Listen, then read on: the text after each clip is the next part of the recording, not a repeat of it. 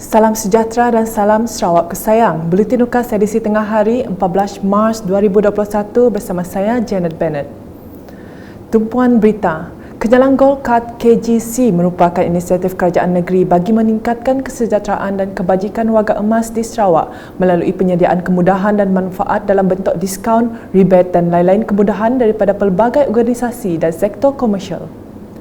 Menteri Kebajikan Kesejahteraan Komuniti Wanita, Keluarga dan Pembangunan Kanak-kanak Sarawak, Datuk Seri Fatimah Abdullah telah merasmikan simbolik penyerahan plak dan stiker rakan strategik KGC bahagian Kuching pada Sabtu.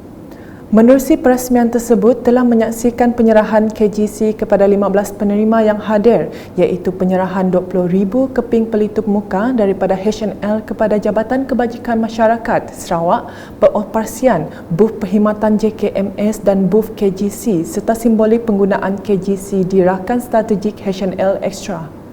Antara kelebihan pemegang kad KGC, mereka boleh mendapatkan bocor pada hari jadi mereka termasuk memiliki keahlian H&L secara percuma. Selain itu, pemberian bantuan ehsan kematian sebanyak RM3,000 juga disediakan bagi meringankan beban keluarga menanggung kos pengkebumian. Berita selanjutnya, pelbagai pihak tampil untuk membantu keluarga Julia Jaidil selepas suaminya menjadi mangsa serangan buaya di Sungai Oyak pada 6 Mac lepas. Menteri Kebajikan Kesejahteraan Komuniti Wanita, Keluarga dan Pembangunan Kanak-kanak Sarawak merangkap Adun Dalat, Datuk Seri Fatimah Abdullah telah turun padang melawat keluarga itu untuk menyampaikan bantuan. Menurut Datuk Seri Fatimah, bantuan diterima Julia adalah sumbangan Jabatan Kebajikan Masyarakat Baitul Mal, Pusat Khidmat Dalat dan Badan Bukan Kerajaan. Bantuan yang disampaikan kepada Puan Julia binti Jaidil serta anak-anaknya daripada berbagai pihak. Satu ialah daripada Jabatan Kebajikan Masyarakat Negeri Sarawak, satu lagi ialah daripada Baitul Mal. Selain daripada itu, bantuan daripada NGO pun ada dan juga daripada pusat khidmat dan juga daripada ahli masyarakat bidan dan sebagainya. Jadi untuk Jabatan Kebajikan Masyarakat, bantuan yang kita berikan adalah di bawah bantuan iaitu skim bantuan kanak-kanak untuk kanak-kanak dan jumlah yang diterima adalah sebanyak RM700 RM700 sebulan dan ini akan diterima mulai pada bulan April. Menurut Datuk Seri Fatimah, sebelum bantuan secara bulanan diterima, tabung bantuan segera secara one-off sebanyak RM300 dalam bentuk bantuan makanan asas dan bantuan secara one-off RM270 untuk pendidikan akan diberi terlebih dahulu. Katanya bantuan daripada Baitul Mal berjumlah RM650 sebulan akan mula disalurkan kepada keluarga itu pada Mac ini.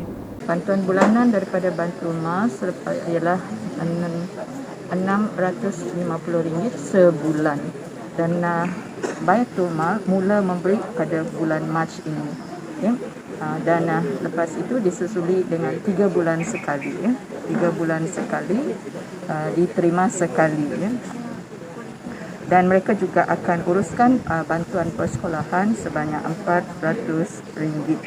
Kami daripada Pusat Khidmat memberi bantuan awal persekolahan sebanyak RM200. Menurutnya lagi, JKM juga sedang menguruskan permohonan tabung amanah serangan binatang buas Malaysia di mana keluarga itu akan menerima bantuan sebanyak RM20,000. Tambah beliau, Buddhist Association juga tampil menghulurkan sumbangan berupa 2 buah basikal untuk anak mangsa bersekolah. Berikut pula, sebanyak 172 buah kediaman di kawasan Sebuyau Berjaya dibaik pulih menerusi projek penambahbaikan Rumah Rakyat Miskin Sarawak PPRMS setakat ini. Menteri Muda Infrastruktur dan Pembangunan Pelabuhan Sarawak merangkap Adun Sebuyau, Datuk Julahi Nawawi berkata, kerajaan negeri yang dipimpin Gabungan Parti Sarawak GPS sentiasa prihatin dengan golongan kurang berkemampuan untuk mendiami kediaman yang selesa dan selamat. Menurutnya, beliau berpuas hati dengan kesemua 172 buah kediaman yang siap dibaik pulih dalam tempoh projek yang ditetapkan. Beliau berkata demikian selepas mengadakan lawatan dan penyerahan projek PPRMS di Kampung Seruyuk pada Sabtu.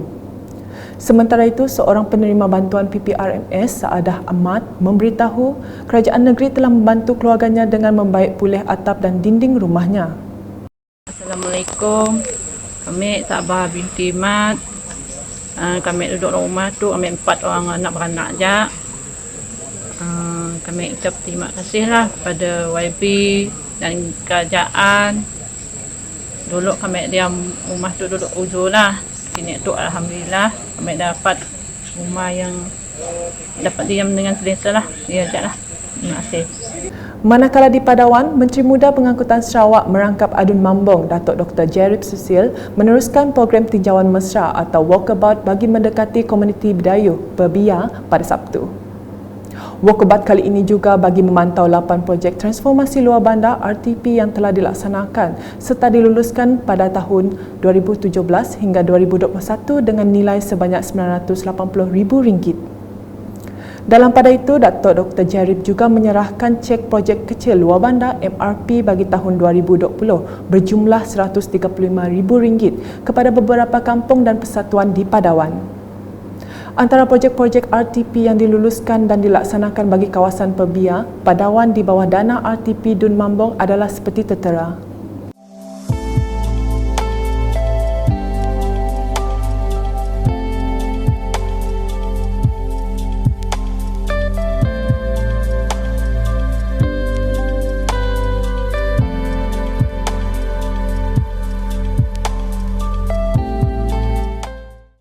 Berikut pula senarai MRP 2020 yang diserahkan beliau kepada 9 kampung.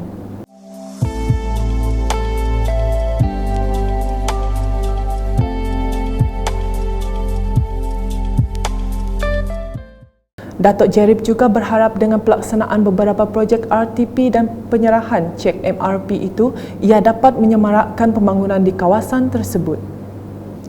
Di Pakan pula, adunnya Tan Sri William Mawan Ikom melakukan tinjauan ke program pembayaran secara tunai Bantuan Prihatin Nasional BPN 2.0 dan permohonan Bantuan Prihatin Rakyat BPR 2021 bagi penerima pada Sabtu.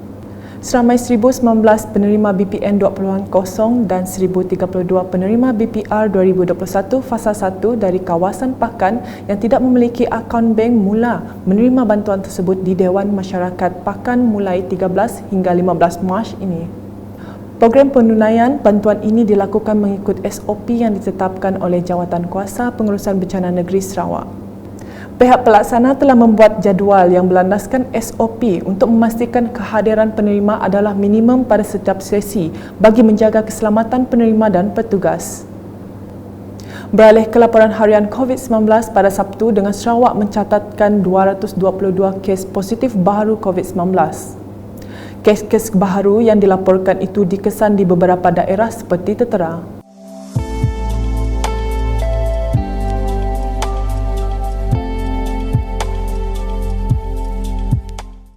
Ini menjadikan jumlah keseluruhan meningkat kepada 12,273 kes.